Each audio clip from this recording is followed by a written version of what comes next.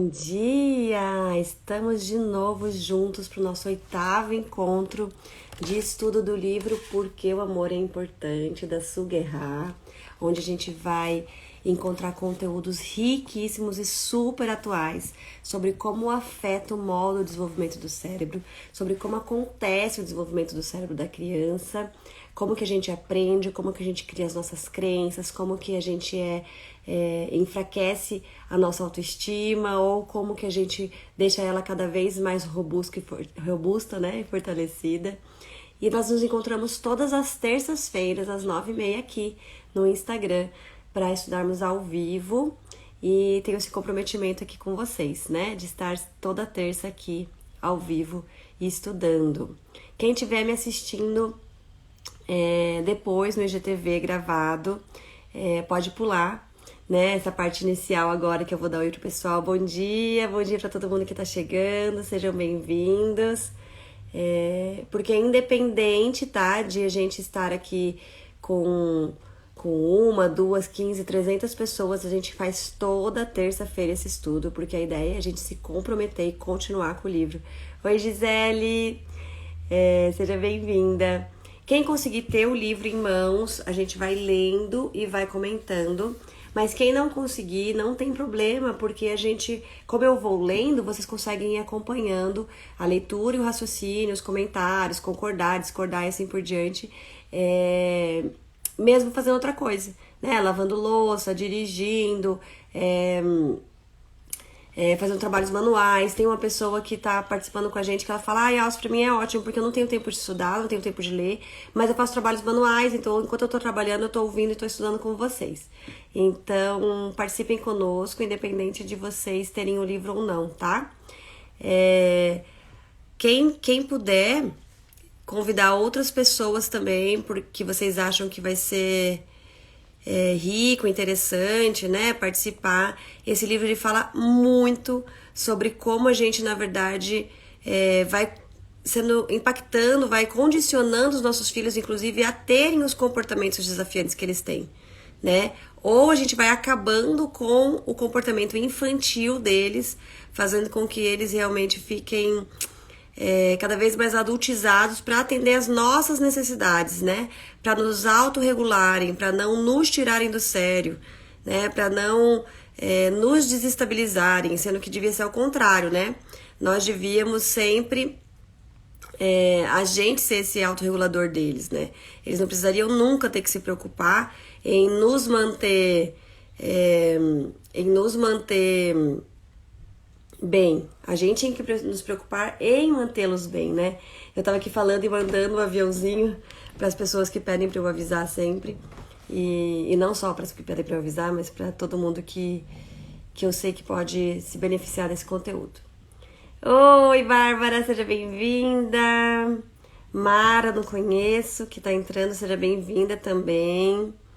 A Gi já entrou aqui desde o começo, outras pessoas entraram que eu também não conheço. Sejam bem-vindas todas, tá bom? Gente, hoje a gente vai continuar a nossa leitura, mas vamos começar a ler o capítulo 3, né? Oi, Amanda! Vamos começar a ler o capítulo 3, tá? Construindo um cérebro. Uma coisa que eu gosto muito, muito, muito da Suguerra, que ela é terapeuta, né? Que ela pega informações e conteúdos de muitos lugares, né? Então, da medicina, da psicanálise, da neurociência, da teoria da apego, que também é da psicanálise, né? Da pediatria. Então, eles vão pegando conteúdos de muitos lugares. Ela, né, organiza isso e traz pra gente de uma forma bem fácil de entender, no meu ponto de vista. Mas teve bastante coisas aqui que eu já procurei em outros lugares também, né? Pra ver se alguém explica de algum outro jeito, se tem alguma outra forma de entender esse conteúdo. Então, tudo que vocês tiverem de informações, eu sei que a Bárbara pesquisa bastante sobre isso também, sobre desenvolvimento do cérebro, né? Sobre infância. Se vocês tiverem conteúdos que enriquecem, que falam diferente, que trazem outros pontos de vista, ou que talvez só fortaleçam, né? Que legal, que bom. Eu vou começar a colocar aqui algumas partes daquela entrevista da TV Evangelizar. Foi muito legal, né? Quando eu dei entrevista, eu falei, nossa, não deu tempo de falar nada, não sei o quê. Depois, quando eu assisti, eu falei, meu Deus, falei demais. Mas foi gostoso. Que bom que você gostou, que bom que você tá aqui. Então, coloquem aqui, tá? Vocês não precisam concordar comigo. E se vocês discordarem, coloquem. Porque eu acho que é uma coisa que a gente precisa aprender, né? A gente aprendeu com os nossos pais que a gente precisa ficar quietinho e baixar a cabeça pra autoridade. E a ideia não é eu ser autoridade em nada aqui. A ideia é eu realmente abrir esse espaço de algo que eu estudo, que pra mim faz muito sentido e que eu quero continuar estudando. Mas se vocês trazem pontos de vista diferentes, me provoca e provoca, acho que a todos nós, opa, peraí, será que eu preciso baixar a cabeça só porque alguém disse, só porque tá escrito no livro? Tem um ponto de vista diferente aqui, vamos olhar se esse ponto de vista tem uma base, vamos procurar isso em mais lugares, vamos ver se a gente tem um novo raciocínio, é assim que surgem as inovações, né? E aí a gente pode buscar em outros lugares o que realmente faz sentido pra gente. Ai, que legal, mais gente me viu na TV Evangelizar, que gostoso. Que bom que vocês estão aqui, fico bem feliz. Nayara, seja bem-vinda.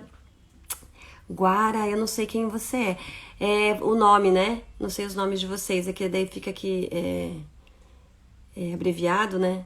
Me escrevem da onde vocês são. Todo mundo é de Curitiba? Eu acho que tem gente que não é de Curitiba aqui, né? Me escrevem da onde vocês são também. Então, quem tá chegando aqui pela primeira vez, a gente estuda toda terça-feira às 9h30 da manhã esse livro, Porque o Amor é Importante, da Suguerra. Quem quiser comprar, compre, que é um livro muito bom. Quem não quiser comprar, ou não puder comprar, ou não tiver tempo de ler, venha com a gente aqui toda terça-feira às 9h30 da manhã, que eu vou lendo e comentando, tá? Então, nós já passamos pelo capítulo 1, pelo capítulo 2, pela introdução, já entendemos quem é a Suguerra, já entendemos como que ela fez esse livro, já ficamos apaixonados por esse processo de construção. Oi, Georgia!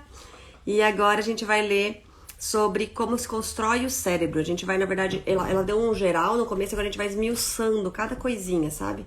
Entrando. Guaraciara mora em Curitiba, que legal. Que nome diferente, Guaraciara. Oi, Ká, seja bem-vinda. Sejam bem-vindas, gente. Então, no capítulo 3, ela começa com uma frase da Susan Oyama que diz: a forma emerge com a interação sucessiva. A forma emerge com a interação sucessiva. A gente tá falando do cérebro. Eu fui pesquisar quem é a Susan Oyama e ela é uma psicóloga de Nova York. Quer dizer, eu não sei se ela é de Nova York, mas hoje ela está em Nova York. Ela é, inclusive, professora emérita de 2 universidades lá. E ela trabalha principalmente com a interrogação de debates sobre natureza versus criação.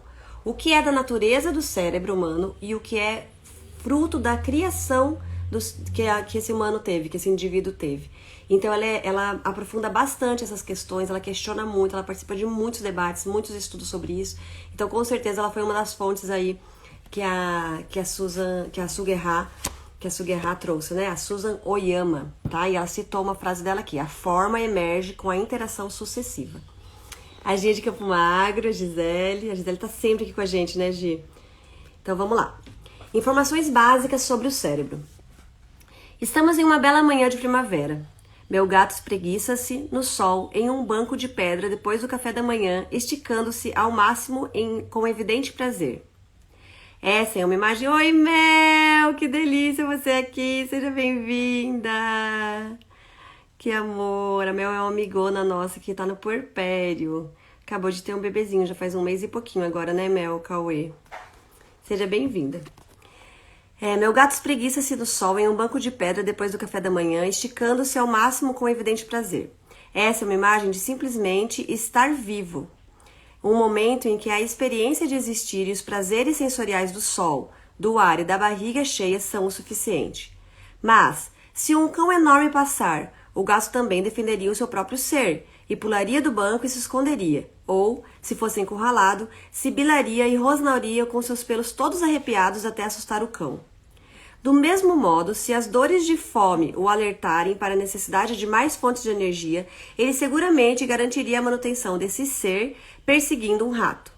Ele pode não ter autoconsciência ou comunicação verbal, mas tem uma variedade de sentimentos e reações básicas que levam a seu comportamento e garantem a sua sobrevivência. É aqui que entram os humanos. Compartilharmos com outros mamíferos um cérebro central que assegura a nossa sobrevivência. Um bebê recém-nascido tem uma versão básica desses sistemas em vigor.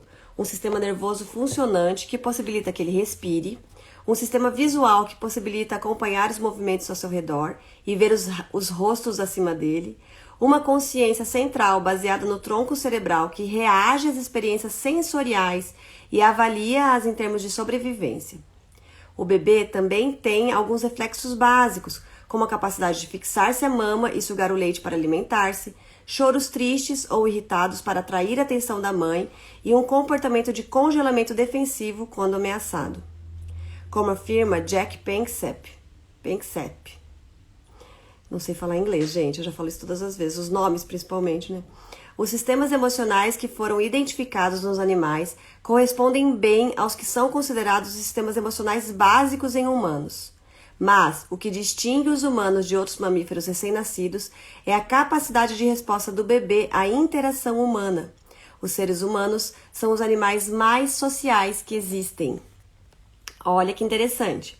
Os sistemas emocionais que foram identificados nos animais correspondem bem aos que são considerados os sistemas emocionais básicos em humanos. Ou seja, quando a gente fala que o cérebro mamífero, que a gente compara com o cérebro do mamífero, é o que vem pronto, é isso que a gente está querendo dizer. Assim como o mamífero reage às suas emoções para sobreviver, é como o ser humano vai reagir.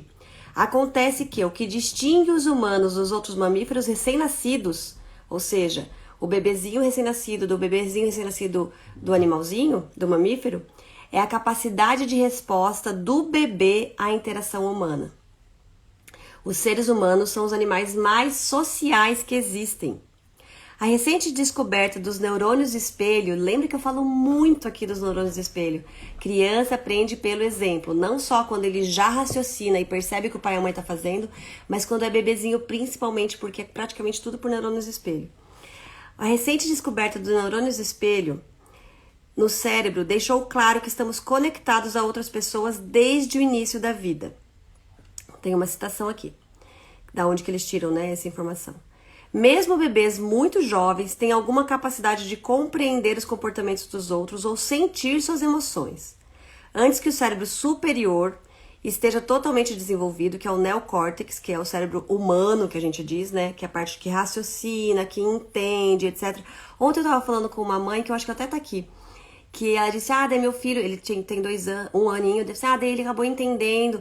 Assim, normalmente a criança não tá entendendo, ela está registrando o que é esse comportamento que a gente quer dela. Porque a parte que entende, compreende, raciocina, ainda não tá pronta. E o neocórtex acaba de se formar completamente aos 25, 26 anos, tá?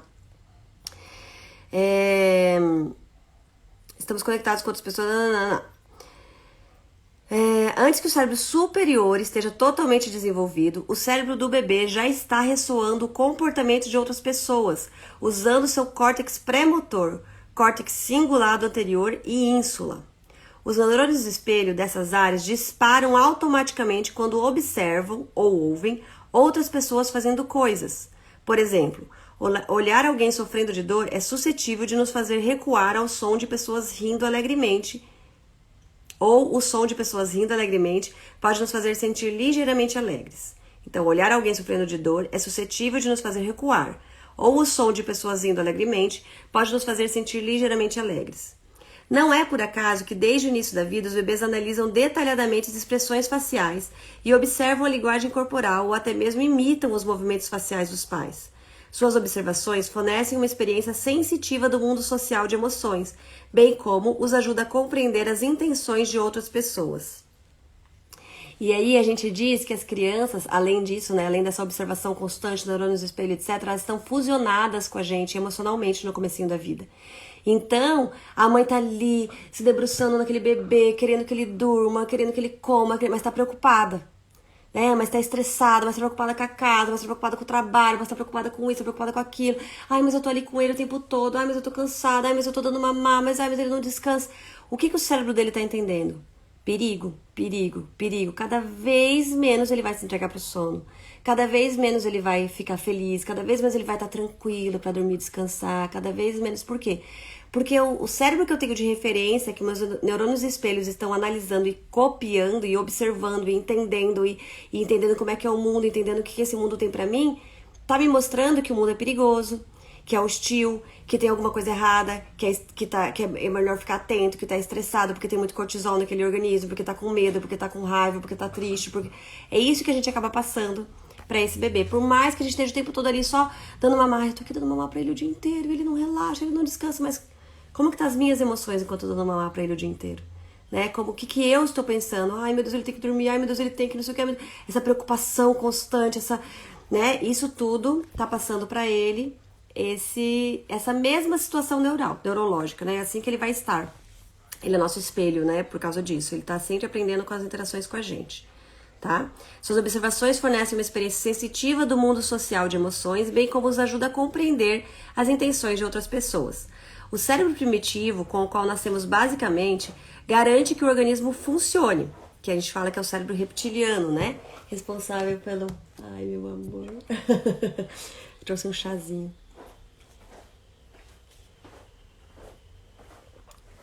Obrigada. O cérebro primitivo, com o qual nascemos basicamente, garante que o organismo funcione. As estruturas mais antigas em termos evolutivos, como o tronco cerebral e o córtex sensório-motor, são as partes do cérebro que estão mais metabolicamente ativos no recém-nascido. A prioridade do novo bebê é a regulação interna dos sistemas do corpo. Segue-se, então, a adaptação às condições externas, que é em grande parte gerida por suas respostas emocionais. O bebê ativo procura interação com os outros, afasta-se das pessoas quando oprimido, congela quando se sente em risco. Ele já tem rudimentos de emoção e autorregulação. Rudimentos de autorregulação, tá? As emoções são nossos primeiros e primordiais guias para a ação. São eles que comandam a ação de nos afastarmos ou de nos aproximarmos de alguma coisa. Isso é muito importante, gente, porque desde o começo a gente tende a querer acabar com as emoções das crianças, né? Querer que elas não tenham emoções negativas, entre aspas. E a gente devia, na verdade, ajudá-los a interpretar o que está acontecendo ali. Né? Ficar longe do perigo provavelmente é a resposta mais essencial para a sobrevivência. Não é surpreendente que o sistema de medo e autodefesa baseado na amígdala é uma das primeiras partes do cérebro relacionadas à emoção a se maturar. Olha que interessante. Embora a estrutura básica da amígdala esteja completa no momento do nascimento, ela continua se desenvolvendo, mais rapidamente durante o período pós-natal, em alguma medida até os 4 anos. Até os 4 anos ela está se maturando. Embora a amígdala seja ativada em muitas experiências emocionais, sua principal função é agir como uma espécie de radar emocional, uma ferramenta de vigilância social que é uma parte importante do nosso sistema de sobrevivência. O radar rastreia a linguagem corporal das outras pessoas, aquilo que eu estava falando sobre as mães e os bebezinhos. Especialmente captando pistas a partir de seus olhos. Ele detecta sinais emocionais, sobretudo qualquer coisa que possa ser uma ameaça, e reage automaticamente a isso. Gente, se eu olho para o meu bebê com angústia, com preocupação, com ai meu Deus do céu, você tem que dormir, com ai meu Deus do céu, o que tá acontecendo? Ai, eu não aguento mais ficar coçando meu peito, ai meu Deus, eu tenho tanta coisa pra fazer, ai meu Deus, a casa, ai meu Deus, meu sono, ai meu Deus.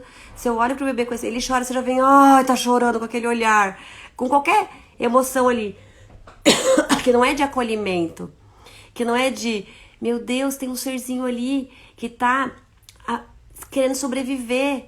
E eu não preciso lutar pra fazê-lo dormir, lutar pra fazê-lo mamar, lutar pra fazer... Eu preciso ajudá-lo a interpretar o que está acontecendo naquelas emoções, que tudo é real, tudo é bioquímico, fisiológico. Ele não tá querendo te manipular, ele não tá querendo fazer as coisas pra ter tudo do jeito que ele quer. Ele tá simplesmente lutando por sobreviver, que é o que o cérebro dele entende que é necessário pra ele sobreviver. Tá? E deixar ele chorando pra ele aprender que não precisa... ter medo, não é isso que a gente está ensinando para ele. Quando a gente deixa o bebê chorando, a gente não acalma a amígdala dele, a gente não acalma o cérebro dele, a gente não faz ele acalmar, eliminar esses... Ele faz ele produzir cada vez mais até o estado de congelamento. Para de chorar por estado de congelamento, de sobrevivência. Ele não aprendeu que ali não é preciso ter medo, ele não aprendeu que aquilo ali é seguro, ele não aprendeu nada disso. Ele aprendeu que ele precisa congelar para não correr mais riscos ainda. Tá? Porque eu tô gastando energia, eu tô gastando tudo que eu tenho aqui. Guarda esse cortisol, guarda tudo isso pra quando você precisar fugir de alguma forma. Ou pra daqui a pouco gritar mais alto em algum outro momento, que daí eles vão te acabar te escutando. né? A gente vê muito disso acontecendo quando os bebês, por exemplo, passam o dia inteiro dando sinais e a gente vai só calando ele de algum jeito ou de outro, né? Dando sinais e a gente vai fazendo ele dormir, a gente vai fazendo, em vez de entender o que ele tá precisando de mãe, ele tá precisando de colo, ele tá precisando de olhar, ele tá precisando de carinho, e a gente fica só, né, olhando para as questões fisiológicas do bebê. Chega no fim da noite, a gente tem grandes explosões de choro, né? Grandes momentos de cólica, grandes momentos de hora da bruxa, que a gente não sabe o que fazer, que não sabe... a gente vai percebendo que são acúmulos de cortisol, que lógico que não vem só disso durante o dia, e que daí o bebê chega numa hora à noite que o cérebro dele não aguenta mais aquilo, né? E daí acumula com todos os hormônios de cansaço, adenosina, né? E todos os hormônios de estresse, e aí acaba sendo a grande hora da bruxa aí, né? Então vamos lá. O radar rastreia a linguagem corporal das outras pessoas, especialmente captando... Isso não é só com bebezinhos, tá, gente? Crianças maiores também. Nós também. E reage automaticamente a isso. Como descreveu Joseph Ledoux, o especialista em amígdala, quando você vê um galho em um caminho que se parece com uma cobra, você dá um pulo para trás com medo ou congela. Primeiro você age, depois você pensa, tá? Olha lá a Gi falando. O bebê só não, isso vai longe. Exatamente, Gigi. Você falou, você escreveu talvez antes, mas é exatamente isso. Esse delay é um pouco ruim, né? Mas, embora esses tipos de reações utilizem vias físicas e sejam automáticas, Ledoux sugere também que são abertas à aprendizagem e memória. Nós nos adaptamos às condições locais, observando e inconscientemente lembrando-nos de experiências particulares que geraram medo no início da vida, e as usamos como sinais que tendem a se tornar um repertório inconsciente indelével, ou seja, não é inconsciente, mas é inesquecível, né? É indelével. E primário de reações de medo. Se você teve más experiências com uma babá com voz estridente na infância, você repudiará pessoas com vozes estridentes pelo resto de sua vida sem saber por quê. Esses sistemas emocionais subjacentes produzem um estado geral do organismo e o significado básico que atribuímos às situações: aproximar-se ou evitar algo, viver ou morrer.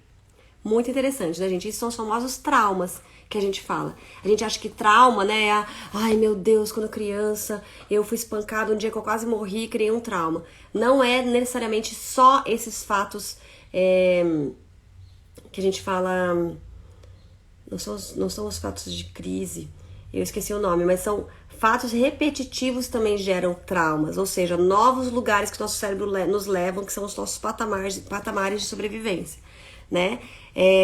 Sentir medo, não conseguir ficar confortável, não, com vozes estridentes, por exemplo, sem saber porquê, gerar muita angústia, é um trauma de uma situação que você teve lá no passado, pode ser uma ou várias situações, né, com aquela pessoa que tinha voz estridente, por exemplo, né.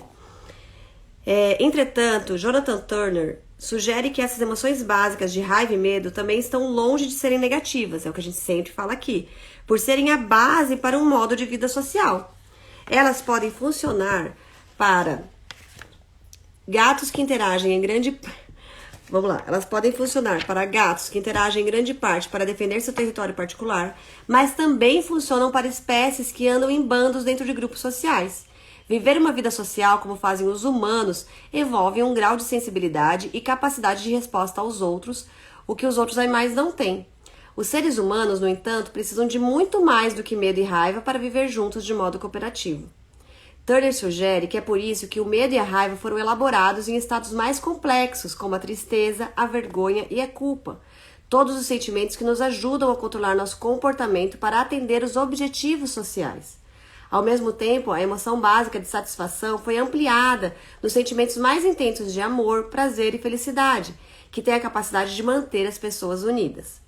Assim como camada sobre camada dessas emoções mais complexas foram desenvolvidas na interação humana, elas também tomaram forma fisiológica na estrutura cerebral em si. Como Paul MacLean sugeriu em 1970, há um cérebro trino, ou 3 cérebros em um, que parte do reconhecimento geral de que esse órgão é estruturado pela evolução, começando com o cérebro réptil, que a gente sempre fala aqui desse cérebro trino, que claro que é simbólico, tá? Se você for olhar pela neurociência mesmo, nossa, uma coisa sobrepõe a outra, etc. Não é simples assim, réptil, mamífero e humano. Não. Tudo se conversa, um começa aqui, o outro já começou lá, mas é uma forma simbólica didática da gente entender. Que então se desenvolveu um cérebro mamífero emocional e, por fim, um neocórtex humano. Como Reggie Morrison vividamente descreveu, o cérebro humano é uma antiga casa de fazenda, com colcha de retalhos e outras extensões que escondem completamente o antigo depósito de ferramenta réptil-anfíbio em seu centro. As funções mais básicas da vida são encontradas nesse depósito de ferramentas, na base cerebral, sobre a qual se desenvolvem os sistemas de reação emocional. Além e em torno desses sistemas encontram-se os córtices pré-frontal e cingulado, que se acredita serem a parte pensante do cérebro emocional, onde a experiência emocional é mantida conectada e cursos alternativos de ação são considerados. Por que a gente está lendo tudo isso que é meio técnico demais? Para entender que a criança não faz de propósito para nos provocar nada, que a criança não manipula, que a criança não é o Darth Vader que vem pensando em como ter tudo que ela quer dos pais porque ela é egoísta e ela quer fazer com que o mundo inteiro gire em torno dela. Não é um querer manipulativo. É um comportamento de sobrevivência instintivo. A criança faz o que faz desde bebezinha por instinto de sobrevivência. Ah, mas toda vez que ela chora desesperada, eu pego ela no colo e ela para. Viu como é manipulação? Ela não estava doendo nada. Não, o que ela precisava para sobreviver era você. Não é que ela tá te manipulando, ela tá entendendo que é isso que ela precisa para sobreviver. Aos poucos, nós vamos construindo nela, ajudando ela a criar sinapses de segurança, sinapses de ambientes seguros, entendendo que os ambientes são seguros a partir da segurança que a gente passa para ela, não deixando ela chorar até parar de chorar e entender que é seguro. Ela não entendeu que é seguro, porque a parte de entendimento não está construída ainda. Ela condicionou o cérebro dela de que é aquilo que ela vai ter, de que é esse ambiente mesmo, e que ela precisa estar atenta, mas guardando energia. E aí a gente vê, nossa, ela chorou, mas ela parou de chorar. Só que agora, não, ela já entendeu que tá tudo bem ficar lá sozinha, ela parou de chorar. Mas, gente, ela tá tão agressiva, você tem que ver. Em outro dia se fala, né? Não, ela entendeu, ela pode ficar sozinha. Não, ela chorou, mas ela já entendeu. Foram 3 dias chorando, agora ela parou de chorar. Mas, do nada, ela começou a ser uma criança mais agressiva. Uma criança mais... Gente, o cérebro dela, ele não entendeu que é seguro. Ele aprendeu que ele não adianta ficar chorando, que é inseguro mesmo, mas ele tem que guardar energia então ele tá o tempo todo assim, ó, se sentindo ameaçado, se sentindo em perigo, E aí a gente não sabe por quê. As crianças estão explosivas, as crianças estão muito reativas, muito agressivas, o tanto de cortisol, adrenalina, o tanto de informações de insegurança que a gente tá fazendo ela registrar no cérebro dela porque a gente quer acostumá-la longe de nós, né? E aí vai para um lugar, gente, não é todas as crianças ficam desse jeito. Não, ela continua sendo muito boazinha, muito calminha. Dependendo dos temperamentos dessas crianças, elas podem se tornar muito agressivas, muito explosivas, o tempo todo lutando por sobrevivência, porque ela aprendeu que ela não vai ter essa segurança do parte da mãe e do pai, que é o que constrói esse apego seguro que a gente falou lá atrás, a gente vai falar mais ainda.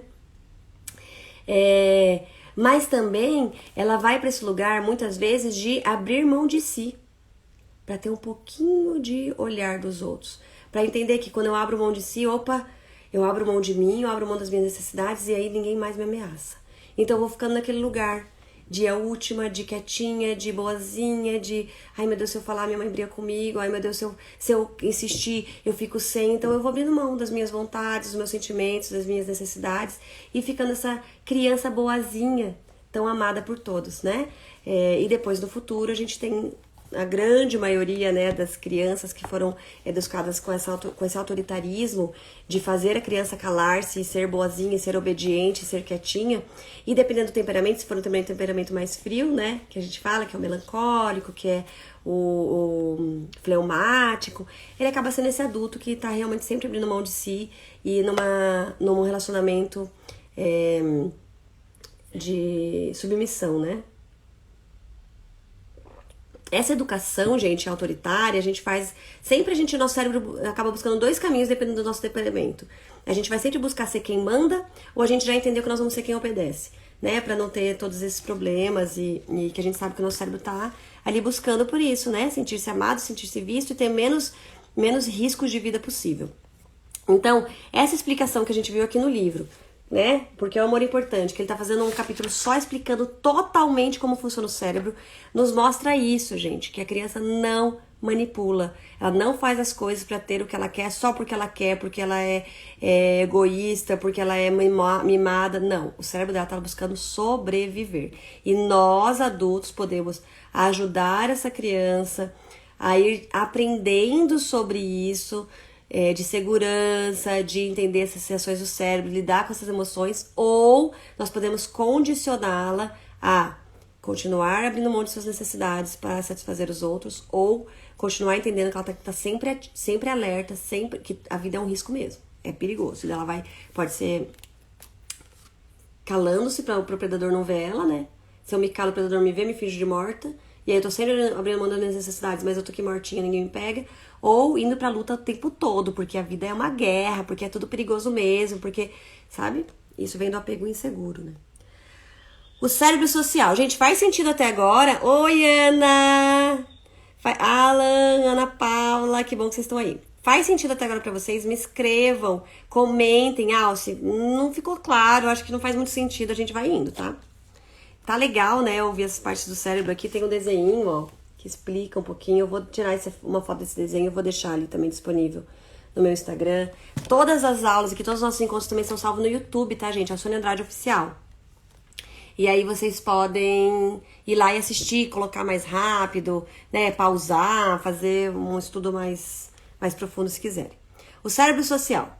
Turner sugere que nossa racionalidade e habilidade de linguagem são provenientes de nossa capacidade de ser tão emocional. Olha que interessante. Conforme o cérebro emocional se desenvolveu e nós tornamos emocionalmente mais complexos e sofisticados, mais alternativas e escolhas surgiram de nossas interações com os outros. Isso, então, exigiu uma capacidade para pensar e refletir sobre as nossas emoções, e assim levou à expansão da área pré-frontal do córtex, que está situada ao lado das áreas emocional e voltada à sobrevivência do subcórtex. Olha que interessante. A amígdala, o córtex orbitofrontal, o córtex pré-frontal, o giro singular anterior, o córtex cerebral, o hipotálamo, o hipocampo. Essa parte aqui de dentro, gente, é tudo do cérebro primitivo. E aí ele foi criando camadas, como se fosse, né? Até criar esse neocórtex, que é a parte humana que a gente fala. O córtex pré-frontal tem um papel único nos seres humanos com cérebros grandes, que nosso cérebro é grande, tanto que a gente nasce. Gente, olha que interessante, pra gente passar pelo canal vaginal, a gente não pode ter o cérebro pronto. Olha como a natureza é perfeita. Então a gente tem que nascer antes do cérebro estar pronto. A maioria dos animais, todos quase os animais, já nascem com o cérebro pronto, com tudo que eles precisam para viver. Por isso que eles ficam pouco tempo com os pais e eles já vão para a natureza. O cérebro deles já tá pronto, já tá praticamente pronto antes de quando nasce. O nosso cérebro é muito maior do que caberia no canal vaginal. Então ele nasce antes de estar pronto para ele poder passar pelo canal vaginal olha que interessante também, tá aqui no livro, a gente já falou lá atrás. Nós somos mamíferos de colo. É na relação com os nossos pais, com a nossa mãe principalmente, desse colo, essa esterogestação, que o cérebro vai terminar de se formar, em grande parte, né? E ele termina de se formar mesmo depois dos 25 anos, mas ele vai terminar de se formar da forma quanto mais seguro ele se sentir, menos ele precisar ficar lutando por sobrevivência, medo, perigo, minha mãe não tá aqui, ai meu Deus, preciso dormir sozinho, ai preciso isso, eu preciso aquilo, eu preciso chorar, preciso me esgoelar pra ela me ouvir. Quanto menos ele precisar gastar energia com isso, mais saudável ele vai se desenvolver. Então quanto mais colo, mais carinho, mais aconchego, mais interpretação daqueles quanto mais eu conseguir interpretar e entender antes de precisar deixar ele chorar porque fortalece o pulmão, isso não existe, pulmão não é músculo, não tem que fortalecer nada, tá? Quanto mais a gente conseguir interpretar a sua comunicação, a gente atender as suas necessidades, quanto mais tudo isso acontecer, mais tranquilo ele vai ficando para se desenvolver com tranquilidade, para poder olhar para o seu próprio desenvolvimento, para poder todas as suas áreas, todos os seus sistemas podem se desenvolver com maior segurança, com maior qualidade, com maior potência. E, porque eu tô falando tudo isso, né? Que ele tem o cérebro grande, né?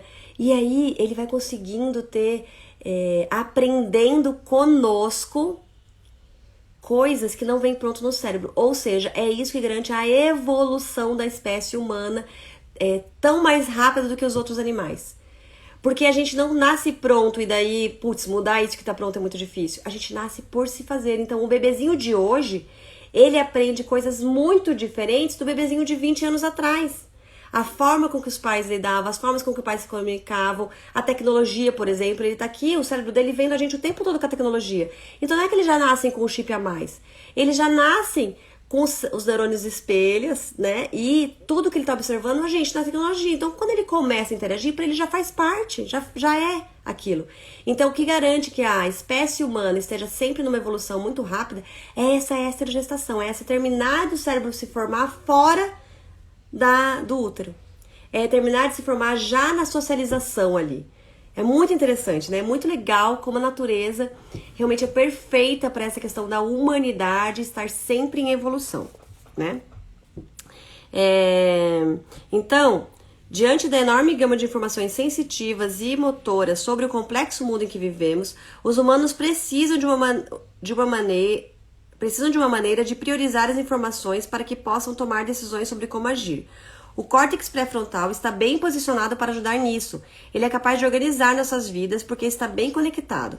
Recebe informações do sistema emocional subcortical, bem como reúne todas as informações sensitivas sobre o mundo exterior. Também está ligado a todas as respostas motoras e químicas do cérebro.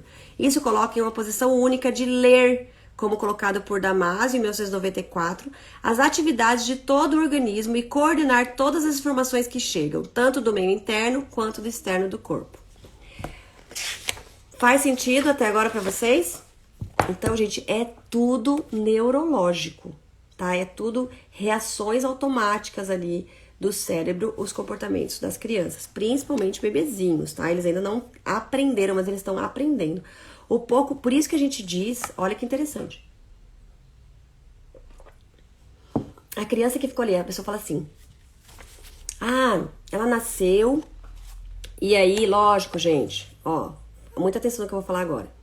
A gente não está criticando a criança que nasce, por exemplo, e vai pro bercinho. Não, isso eu tô criticando. Que nasce, por exemplo, e tem que ir pra uma UTI. Graças a Deus existem UTIs, graças a Deus existe medicina, né, para ajudar um bebê, um recém-nascido que nasce numa condição que ele precisa de UTI, que ele precisa ficar lá, que ele precisa... Graças a Deus. Mas a gente precisa entender que isso sim vai fazer com que esse bebê tenha mais demandas depois, emocionais, de colo, de segurança, de muito contato. Por quê? Mas ele ficou só um dia na UTI. É a vida dele inteira. É a vida dele inteira esse um dia. Para quem tem 2 dias de vida, foi metade da vida na UTI. Então, o cérebro dele que estava ali fora, ele saiu de fora de nós, onde ele tinha tudo. Todas as suas necessidades eram atendidas na hora. Todas as suas necessidades eram atendidas na hora. Ele não precisava chorar, ele não precisava sentir a fome, ele não precisava sentir. Ele começava as necessidades, já era atendido, tá? Na gestação, se necessário, tira-se da mãe para dar pro bebê, mas o bebê não passa necessidade. Ele recebe até a mais, né? Nossos hormônios de estresse, etc. Blá, blá, blá. Mas ele tá sempre atendendo as necessidades, etc. Quando ele nasce, que ele tá fora do nosso corpo, onde ele precisa aprender a viver aqui fora, então o cérebro dele vai entender: opa, que ambiente é esse? Se ele recebe já no primeiro dia de vida dele um ambiente de frieza: opa, cadê minha mãe? Cadê minha mãe? Cadê minhas necessidades sendo atendidas? Calma aí, o que tá acontecendo? Ninguém pega ele no colo, porque não pode. Lógico, ele precisa estar lá conectado a máquinas, né? O cérebro dele está registrando, sim, perigo, hostilidade, frieza, medo, tudo. Meu Deus, mas ele precisou ficar na UTI. Ótimo, que bom que tem UTI. Não ótimo que ele precisou, mas que bom que tem UTI.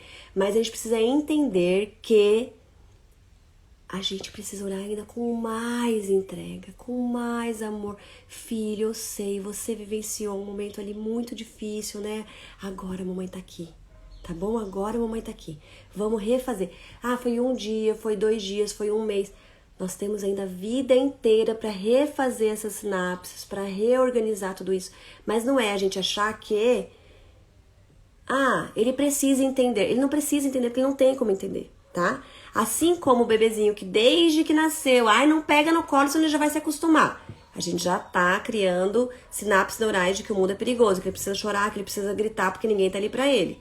Então a gente precisa refazer essas crenças que a gente veio criando, tá? Dentro da maternidade, que é de pouco tempo, gente, não é de tanto tempo assim. Quando as mulheres tinham bebês em casa, minha bisavó era parteira nas chácaras. Você acha que eles tinham o bebê e colocavam numa caminha do lado? Claro que não, eles tinham bebê e esse bebê ficavam grudados nelas, mamando ali, e aí vinha uma rede de apoio, vinha as vizinhas, vinha quem fosse, pra fazer comida, pra fazer não sei o quê, pra mãe poder ficar deitada com esse bebê, ai, não podia tomar banho, não podia não sei o quê. Tudo isso, de certa forma, garantia que a mãe tinha que estar ali pra aquele bebê. Não podia lavar o cabelo, lembra? Tinham crenças assim que hoje a gente vê que não são realmente necessárias, mas a gente foi tirando junto com elas tudo que tinha de bom disso tudo, né? Que hoje a neurociência mostra que sim, o bebê precisa estar ali grudado, cheirando a mãe, sentindo batimento, sentindo temperatura. A mãe sim não pode pegar friagem. Ai, mãe não pode pegar friagem no puerpério. Não pode por quê? Porque ela tem que estar bem pra cuidar desse bebê. Ela tem que estar quentinha, debaixo das cobertas, gostosinha, sendo cuidada. Essa é a grande ideia que a sabedoria antiga tinha, que a gente não sabia interpretar. Né? A gente achava que era um lugar de superstição. Não, a neurociência hoje explica sim, tá? Então é muito legal a gente pensar nisso. E aí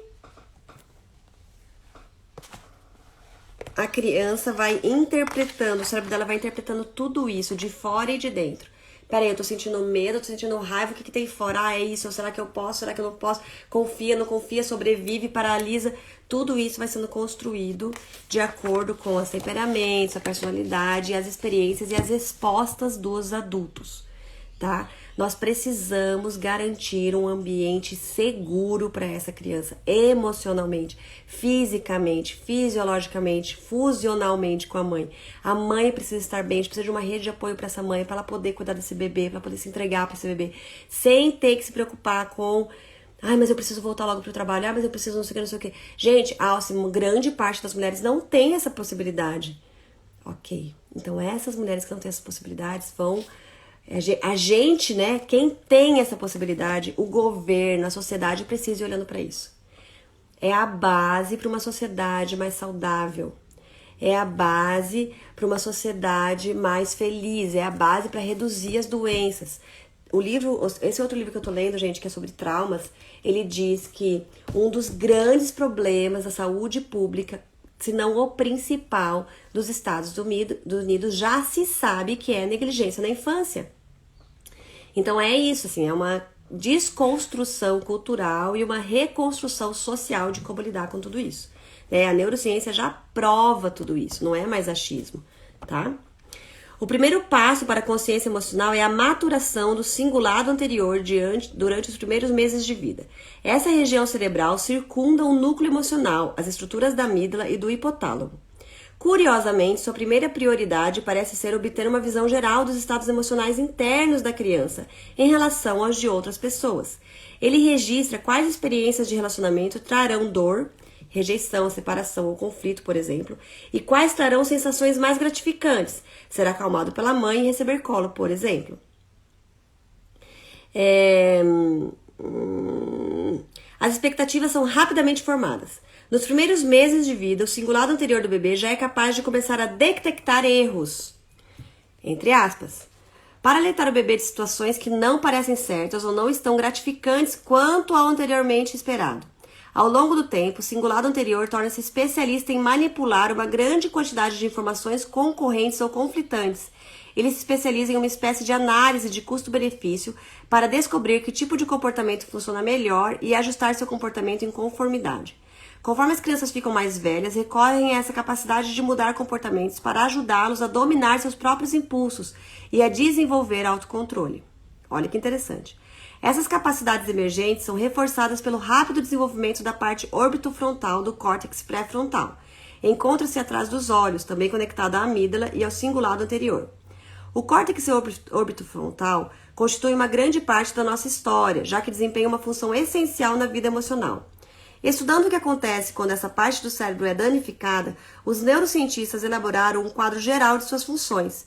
Se a área orbitofrontal é lesionada, a vida social é prejudicada. As pessoas com danos cerebrais que afetam a região orbitofrontal não são capazes de se relacionar com os outros com sensibilidade. Elas se abstraem das pistas sociais e emocionais, podem até mesmo ser sociopatas.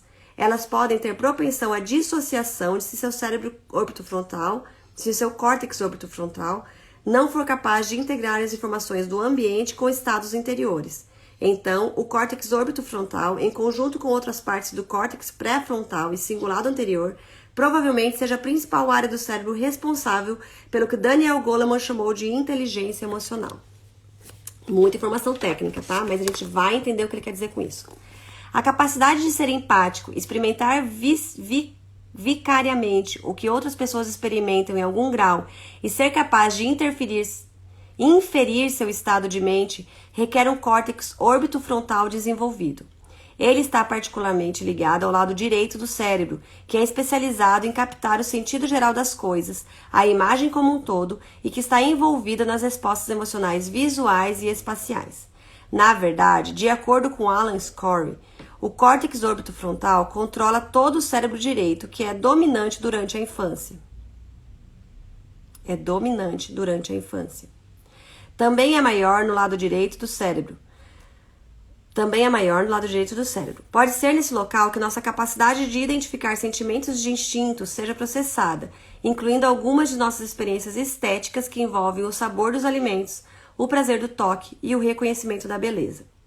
Tem o mais elevado nível de opioides do córtex cerebral e está altamente envolvido em recompensar em experiências agradáveis de vários tipos, incluindo o apego social.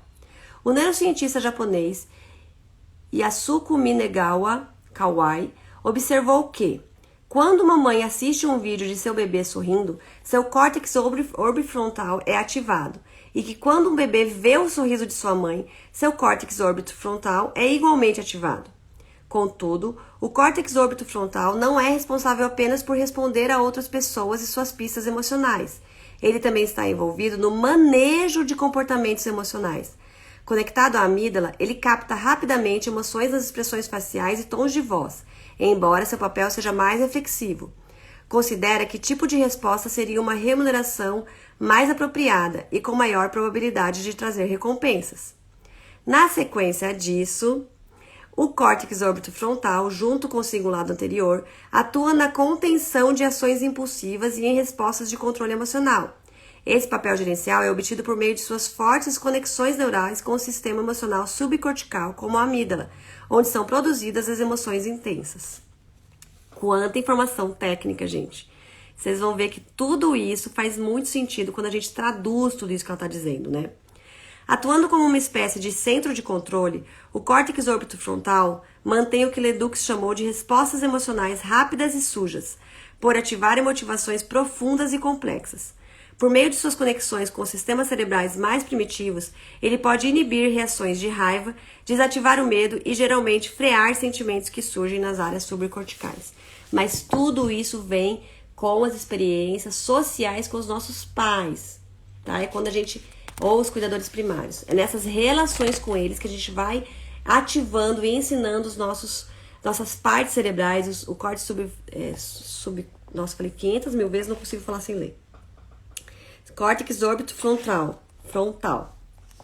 Essa capacidade de impedir e adiar impulsos e desejos imediatos é a base para a nossa força de vontade de autocontrole, bem como de nossa capacidade de empatia. A área orbitofrontal, na verdade, funciona como um acessório aos impulsos emocionais. Ela é capaz de fazer o ajuste fino das áreas mais profundas do cérebro enquanto essas são ativadas. Ela não trabalha sozinha. No passado, essa parte do cérebro foi negligenciada, em razão do que Don Tucker denominou chauvinismo cortical, uma supervalorização do córtex superior e uma negligência da área que liga o córtex ao subcórtex. Legal, né? Ai, gente, é muito legal. Nós vamos parar por aqui, tá? Porque nós vamos começar como o cérebro social se desenvolve. Ele tá falando que é o cérebro social, que é assim que ele precisa funcionar. Agora, como desenvolver esse cérebro social, a gente vai ver nosso próximo encontro. Terça que vem, às 9h30, tá? Como o cérebro social se desenvolve. Encontro 9. Vamos começar daqui. Gente, tudo isso ela tá explicando cientificamente, tecnicamente, pra gente entender que nada é achismo. que nada é comportamento proposital da criança porque ele quer ferrar com essa mãe, que nada é, nossa senhora, eu devo ter jogado o pé na cruz, ele veio só pra fazer isso comigo. Não, nada disso, tá? Cada bebezinho já tá respondendo, lógico, a seus genes, lógico, as coisas que eles trazem com eles, temperamentos, etc, mas principalmente a forma com que a gente lida com ele desde a gestação. A gente já viu um capítulo aqui que era só sobre gestação, como interfere nas crenças desse bebê, até o fato dele nascer mais tranquilo ou mais estressado e assim por diante, com as questões de hormônios. Desde como a gente recebe ele, desde como é o parto, desde como a gente recebe ele, desde como a gente trata ele, tudo isso vai ficando registrado em seu cérebro. E ele vai, sim, condicionando seus comportamentos. Desde o fato da gente deixar ele chorando para aprender, desde o fato da gente acreditar que ele precisa ficar fora do colo, desde o fato da gente acreditar que a gente precisa ensinar ele a ser independente, tudo isso vai trazendo crenças para o seu cérebro, para seus comportamentos posteriores também. Então, criança ali com 4, 5, 3, 2, 1, 12, 14, vários comportamentos desafiantes das crianças, pode sim ser reflexo desses registros lá de trás. Tá? Então é muito importante a gente entender sobre isso, pra gente parar de achar que isso aí, mas ele tá te manipulando, cuidado, não existe isso, tá? Até esse dia eu tava conversando com uma amiga, ela falou assim, Alce, a gente entende que existe sim comportamentos manipulativos, só que é o que a gente entende da palavra ela tá falando da psicanálise, né? O que é manipulação? Né? Manipulação é fazer coisas para ter o resultado que a gente quer. É claro que a criança faz coisas para ter o resultado que a gente quer. Acontece que a gente entende manipulação, do jeito que a gente fala, como sendo algo de maldade, de propósito, só para ferrar. Não, ele manipula sim. Ele pega as informações que ele tem de sobrevivência e usa elas para sobreviver. Se é chorando, me esgoelando que minha mãe vem, é isso que eu vou fazer. Por quê? Porque eu preciso da minha mãe. Não é que ela tá, nossa, olha como ela chora, só para te manipular. Não é para te manipular, é para ter o que ela precisa. Então o cérebro vai fazer isso. Mas a gente não pode olhar isso como maldade, como comportamentos para me prejudicar, para não dormir sozinho. É para não dormir sozinho, mas por quê? Porque o cérebro dele entende que ele precisa de segurança para se entregar para o sono, que é um momento de maior vulnerabilidade para ele. Ele vai dormir, e se vier um predador? Eu preciso estar com a minha mãe aqui. Ai, filhinho, não tem predador. Ele não entende isso. Ele vai viver isso. E com o tempo, quando ele vive noites de muita segurança, o cérebro dele sabe que ele pode relaxar. Por quê? Porque é seguro. Ele não vai mais precisar ficar acordando pra ver se a mãe dele tá lá. Ele não vai mais precisar ficar acordando pra ver se tá tudo bem. Ai, mas se eu deixei ele chorar 3 noites, 4 noites, depois ele nunca mais acordou. Não. O cérebro dele foi condicionado a entender que ele precisa dormir com insegurança. Mesmo que ele continue produzindo enquanto dorme, cortisol, adrenalina, medo, insegurança. Ele vai construindo essa crença de que o mundo não é seguro, mas infelizmente é assim mesmo, ele precisa viver com isso. Sempre alerta, qualquer barulhinho desperta. Ou mesmo que não desperte, que ele dorme em sono profundo. Qual a qualidade disso para o seu desenvolvimento? Como que é no dia a dia, né? Esse medo, essa segurança vai pro dia a dia, essa agressividade, esses gritos, esse eu quero, esse luta por tudo, lutar ou fugir, vai pro dia a dia, né? Então a gente precisa entender que nada que a gente faz com os nossos filhos passe ileso. Não passe ileso, tá, gente? Não passe ileso. Por mais que a gente queira acertar, a gente tem informações para fazer com que a gente esteja cada vez mais assertivo nesse suporte para esse desenvolvimento cerebral, tá bom? Gente, um beijo então, vamos parando por aqui. Alguém tem alguma pergunta? Alguém tem alguma ideia diferente para esses nossos estudos? Eles ficam salvos aqui no GTV, eles também ficam salvos no meu canal lá do YouTube, tá? Entrem lá, Alcione Andrade Oficial. Toda vez eu salvo ele lá, você recebe um avisozinho que ele tá salvo, você consegue ouvir, tá numa playlist só do estudo do livro. Você consegue assistir todas as aulas, você consegue voltar, ir, pausar, acelerar, o que for necessário, tá? É um livro muito, muito, muito bom, tá bom? Ai, Bárbara, que bom que você conseguiu ficar o tempo todo aqui com a gente. Dúvidas, contem comigo. Seguimos. Não vou desistir, vou continuar aqui. Eu quero terminar esse livro nesse nível, assim, de estudo, né? Eu já tinha lido ele, mas não com essa profundidade de parar, comentar, ter alguém pra refletir, pra trazer. E seguimos, tá bom? Beijos, contem comigo e até terça que vem pro estudo. E amanhã tem live.